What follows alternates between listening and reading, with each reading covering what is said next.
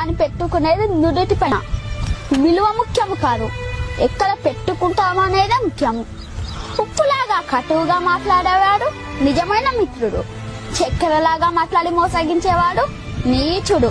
ఉప్పులో పురుగులు పడ్డ దాఖలాలే లేవు, తీపిలో పురుగులు పడని రోజే లేదు. ఏడుస్తూ ఈ లోకానికి అడుగెళ్తావు, ఏడుపుస్తూ లోకాన్ని వదిలి వెళ్ళిపోతావు. రమ్మన్న సమర్గంలోకి ఎవ్వరూ రారు, వద్దన్న చెడు మార్గాన్ని ఎంచుకుంటారు. పాలు అమ్మేవాడు ఇల్లు తిరగాలి, సారాయి అమ్మేవాడి దగ్గరికే అందరూ వెళ్తారు. పాలల్లో నీళ్లు కలిపినావా అని అడుగుతారు, ఖరీదైన సారాయిలో నీళ్లు కలుపుకొని తాతారు. పెళ్లి ఊరేగింపులో బంధుమిత్రుల ముందు, వడ్డు వెనకాల. శవయాత్రలో శవము ముందు, బంధుమిత్రులు వెనకాల. శవాన్ని ముట్టినందుకు స్నానం చేస్తారు, మూగజీవులను చంపి పూజిస్తారు. కొవ్వొత్తుని వెలిగించి చనిపోయిన వారిని గుర్తు చేసుకుంటారు.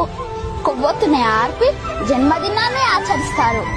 హే మానవ, పుట్టినప్పుడు జాతకము, మధ్యలో నాటకము, చావగానే సూతకము, అయినా గది జనుల మధ్య కౌతకము. కష్టం వస్తే భగవంతుణ్ణి కొలుస్తారు, ఆయనకు రాబోయే కష్టాన్ని ఆపడు.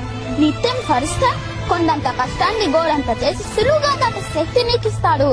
నిన్ను కష్టాలు కుంభవృష్టిలో ముంచేస్తే నీకు గొడుగు పెట్టి కాపాడుతాడు, గుర్తుంచుకో.